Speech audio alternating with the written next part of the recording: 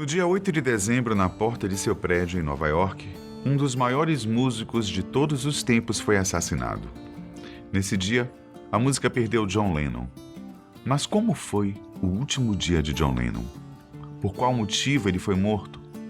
Eu sou Benjamin e você é bem-vindo aqui no canal Fatos Desconhecidos.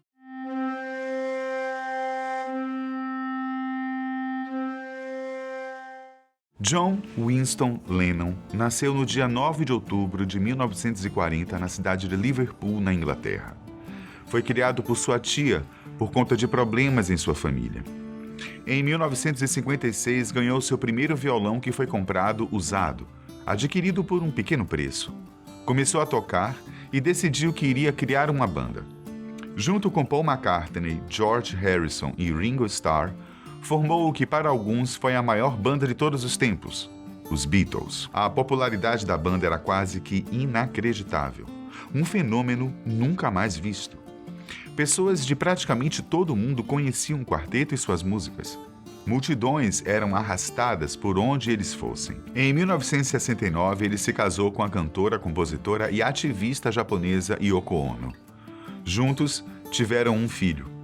Pouco tempo depois, em 1970, foi anunciado o fim dos Beatles para a tristeza de todos. Alguns fãs acusam Yoko de ser uma das peças fundamentais para a separação do grupo. Todavia, de acordo com uma publicação feita pela revista Rolling Stone, o grupo já estava se desgastando ao longo do tempo. Além disso, os membros estavam tendo problemas criativos para poder gravar o seu próximo álbum. De acordo com a publicação, a amizade entre John e Paul estava começando a ficar complicada. McCartney amava o quarteto e não queria que se separassem por nada. Ele considerava aquilo a sua vida. Por outro lado, Lennon também gostava da banda, mas acreditava que precisava dar um tempo. Outro ponto era a respeito de Allen Klein, empresário e um produtor de música com quem Paul McCartney tinha divergências. Quando tudo isso foi sendo somado, juntamente com a insatisfação de Harrison e Starr, veio a separação. Os fãs ficaram incrédulos e não entendiam como isso poderia ter acontecido. Mas nenhum dos Beatles abandonou a música. Cada um, ao seu modo, continuou tocando e criando. John Lennon começou uma carreira solo. Pouco tempo depois, pelo fato de Yoko também ser uma artista, eles passaram a compor e gravar juntos. Ao todo, lançaram 5 álbuns. Ao mesmo tempo, se envolveram em causas como a luta pelo fim da Guerra do Vietnã. Já com Yoko, ele lançou Imagine, uma das músicas mais famosas de sua carreira. Em novembro de 1980, os dois lançaram um novo álbum, Double Fantasy. Lennon estava muito empolgado e satisfeito com a repercussão do seu último trabalho. As vendas iam bem e o público havia gostado. Às 11 da manhã, John estava cortando seu cabelo em uma barbearia próxima de casa. Em seu apartamento, chegou a fotógrafa Annie Leibovitz. Annie trabalhava para a revista Rolling Stone, uma das mais famosas publicações voltadas ao mundo musical. A ideia era fazer uma sessão de fotos com Lennon e sua esposa. Alguns minutos depois das 11, Lennon chegou ao apartamento no prédio Dakota, que ficava localizado em Manhattan, Nova York. Ele estava agora com um corte de cabelo no estilo Ted Boy, muito comum na década de 1950. As fotos ocorreram de forma normal. Uma delas impactou positivamente o casal. Nela, John estava nu, abraçando Yoko, que estava com roupas em sua cama. Tempos depois, a imagem ganharia reconhecimento e até prêmios. Ao meio-dia, Paul Goresh, um amigo próximo de John Lennon, chegou até a porta do Dakota. Lá, ele encontrou um homem que estava na porta do prédio segurando uma cópia do álbum Double Fantasy. Esse homem era Mark Dave Chapman. Naquela altura, ninguém sabia, mas horas depois, Chapman mataria o ex-Beatle. Curioso, Paul perguntou ao homem o que ele estava fazendo. Chapman respondeu que era fã de Lennon, que tinha vindo do Havaí e esperava o artista sair do prédio na esperança de que ele lhe desse um autógrafo. Goresh se despediu do homem e subiu para o apartamento do amigo. Passados 40 minutos, alguns empregados da rádio RKO de São Francisco começaram a chegar. Junto com eles estava Dave Scholin, um famoso radialista que iria entrevistar o cantor e, ao mesmo tempo, divulgar o novo álbum. Quando a entrevista estava perto de ser encerrada, o filho de John com Ono, chamado Sean, chegou ao apartamento junto com a sua babá. Ambos estavam em um passeio. O ex-Beatle cumprimentou seu filho e, passado mais um pouquinho de tempo, a entrevista acabou com Lennon falando que só iria parar de trabalhar no dia em que morresse e que torcia para que isso demorasse anos para acontecer. Por volta das 5 da tarde, o músico e Yoko saíram de casa. Eles iriam para uma sessão em uma gravadora. Quando desceram, encontraram Chapman parado na porta. John notou que ele estava com um álbum recém-lançado e perguntou se ele estava querendo um autógrafo.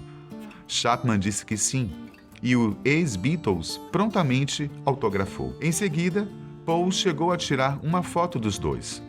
John se despediu de Chapman, entrou no carro e foi para a gravadora. Por volta das 10h50 da noite, depois de trabalharem bastante, John Lennon e Yoko Ono chegaram na porta do seu prédio em uma limusine. Ao descerem do carro, eles veem um homem parado na porta com um álbum na mão. Era Mark Chapman. Infelizmente, dessa vez, ele não estava atrás de um autógrafo. Chapman estava armado com um revólver calibre .38. As balas utilizadas não eram comuns. Suas pontas eram modificadas para que o dano fosse o mais letal possível. Segundos depois que o artista desceu do carro, Chapman disparou 5 vezes. 2 tiros atingiram as costas de Lennon e 2 acertaram o ombro. O 5º, o assassino errou. John conseguiu dar alguns passos e acabou caindo praticamente na porta do prédio após subir alguns degraus. Antes disso, ele chegou a dizer que atiraram nele. Yoko, desesperada, tentava ajudar o marido e gritava pedindo socorro e dizendo que o ex-Beatles havia sido alvejado. Enquanto isso, o assassino retirou o seu casaco e o seu chapéu, jogou sua arma no chão e ficou esperando a chegada da polícia em pé, um pouco afastado de onde ele havia atirado no músico. Jay Hastings, que trabalhava no prédio, estava lendo uma revista no lado de dentro quando viu John chegar com sua esposa. Ao ver a situação, ele logo apertou um botão que, de forma silenciosa, chama a polícia para o prédio. Com apenas 2 minutos desde o disparo, a polícia chega ao local e consegue prender Chapman, que não ofereceu nenhuma resistência. Os próprios policiais então ajudam a colocar o cantor na parte de trás de uma viatura e saem em disparada para um hospital próximo, o Roosevelt Hospital Center. Às 11h01 da noite, o músico entrou na emergência. Ele tinha perdido muito sangue em poucos minutos. Estima-se que por volta de 80%. Os médicos já não sentiam mais o pulso de John. Quando foram ver a situação, descobriram que a maioria das veias próximas ao coração estavam destruídas.